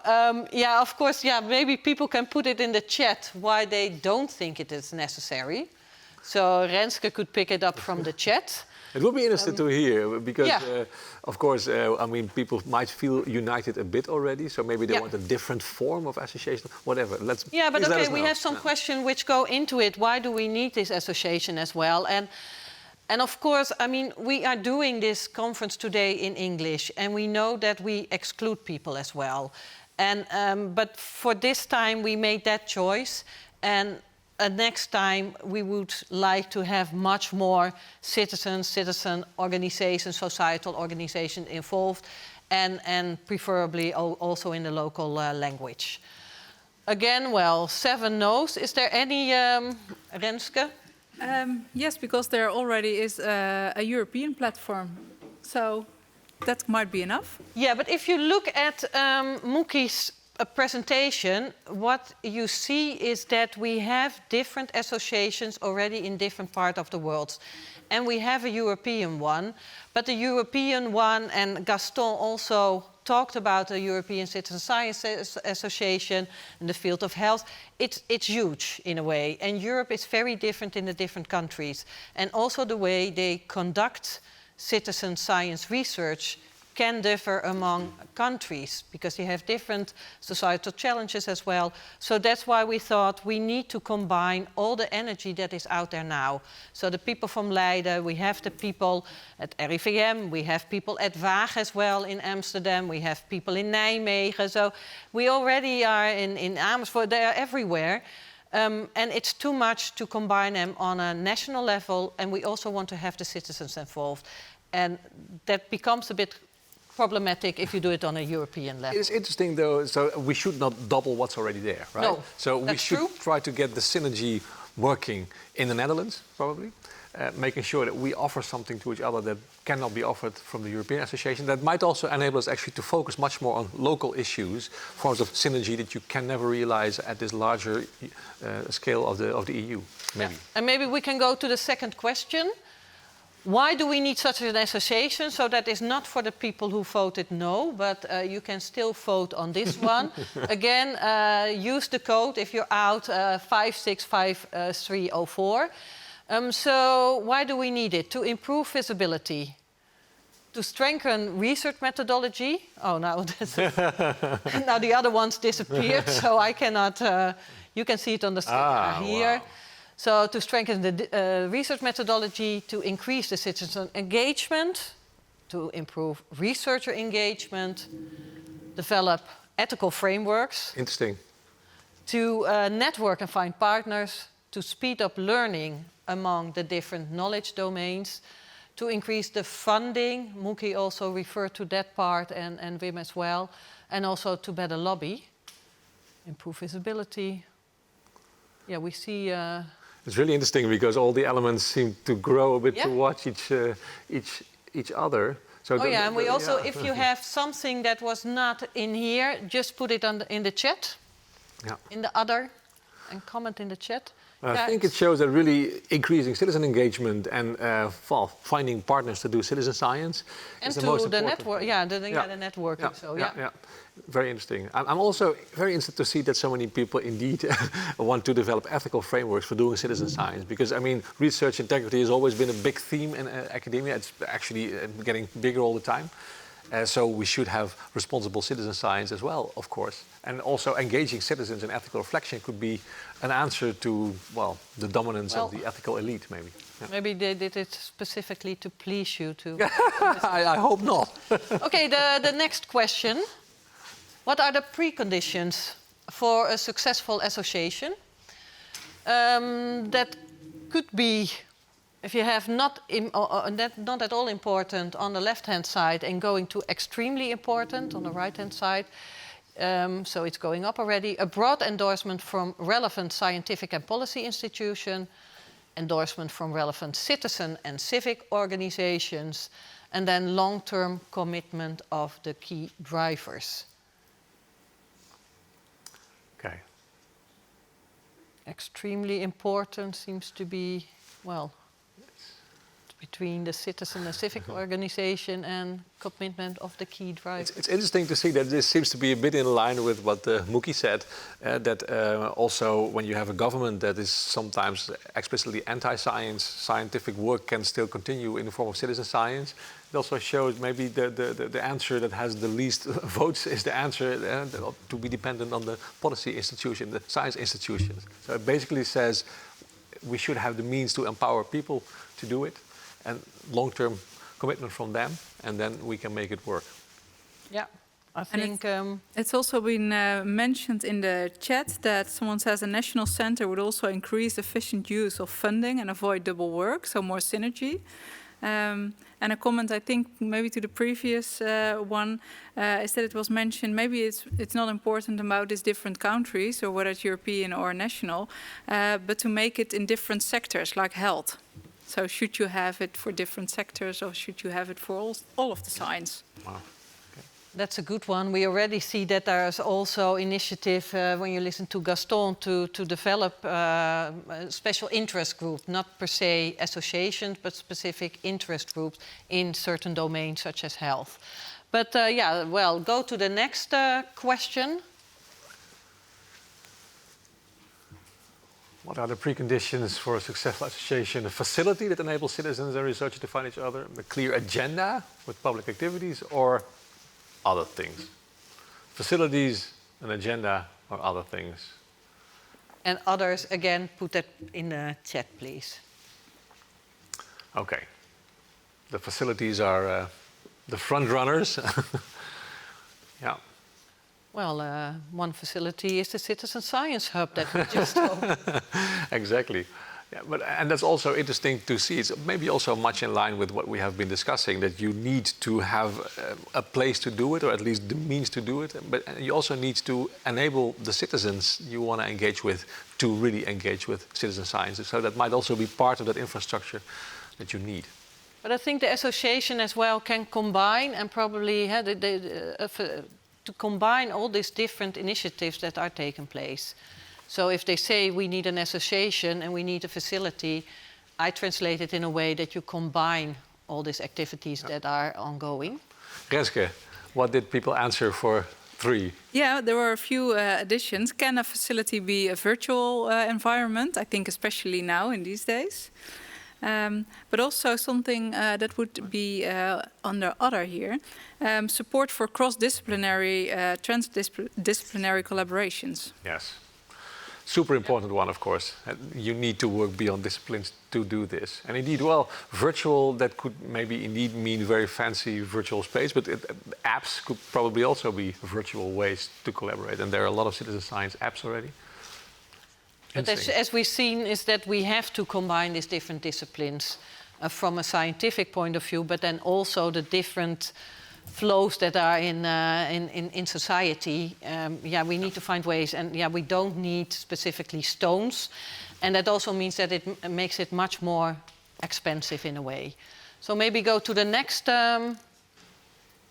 question of the Mentimeter. Do we have next questions, actually? Okay. Yes. Yeah, so... The evaluation of the conference. Would you be willing to play a part in establishing a Netherlands Citizen Science Association? Okay, maybe that's the most important question to end. And so in that sense, we are also, if you are interested, send us an email. And we, of course, connect with Wim and Frans as well to take this one step further in the Netherlands. Oh. It's interesting. So many people already said that it could have an added value, and now also many people say that they would actually want to play a role in helping to establish it. So that's... And it depends. Did people add something already in the chat? No, I received the first email address. But I also shared yours if they want to contact you. Yeah, okay, great. They know where to find you. Good, good. Wonderful. Well, I guess it shows that many people are interested and many people want to join. Yeah. That's maybe good news. That's good. So you can keep on putting the emails in the chat, and then, we go to finalizing this conference of today. We have some drawings, I think, and I'm looking to the technical people as well from. Okay, sorry. Oh, wow. How do you follow the word cloud? Great, experiential, futurism, toppy, fantastic. This is the last Mentimeter question. Neat. Wonderful. Okay, this is good. So it's a lot of positive words that we see here. Thank you so much for that. Futurism. Well, I think we are in it now. Nice. It is growing. It's growing, and it will keep on growing on the Mentimeter. But as I said, we're looking at the drawings of Michiel van der Pol. He is drawing at home, online. And this is a drawing about the lecture by Wim van der Putten. Who said the need for a network. It should be in education. Top-down research project on soft landings. This is not the way to involve citizens. It pushes the scientists. Wasn't this in your curriculum? That's great. Okay, now we get Lea's talk, I guess. Citizen science in the health domain. Yeah, or Gaston. That looks a bit like Gaston. You can do it. 2 databases. Now let's and also the ethics. A bit of ethics to make it a bit heavier. Wonderful. Yeah. Thank you so much. Cool. Oh yeah, this is really the nice final drawing. I visited a second opinion can also be science. But this one is more appropriate in the critical science. Wow. Wonderful. Oh, this is Lea's talk. From local projects to a national perspective. A lady looking at the stars. It's not just for white middle-aged men. I think we saw examples of that as well. It's not just about the quality of the scientists, it's also about the quality of the engagement. Wonderful. Yeah. Beautiful. Great. Thank you, Michiel. Yeah. We are at the end. Yes. And so we like to thank all the participants who were partner in this conference today. I will not name them all. And we had a very long list. We were discussing if we're going to read out loud everybody who was involved. We're not going to do that. But we want to we're very thankful for the technical team that supported us and all the people behind the screen, for the speakers, for online host, for the moderators. Yeah, I think. Thank you, Sabine. Anything to add? It was a great day. I think we learned a lot of new insights on how to do citizen science, how it can empower people, how it affects scientific practice. And I think we also laid a foundation for a Dutch Citizen Science Association in addition to what a European association can bring. So I think I leave this room with a lot of energy. And I would like to thank the audience, of course. And I think we do have a lot of support to take the next steps. We keep you posted. I think we ask also for your email addresses if you want to stay informed on this topic, but otherwise send us an email and we keep you posted on the ongoing activities. So thank you all. Thank you.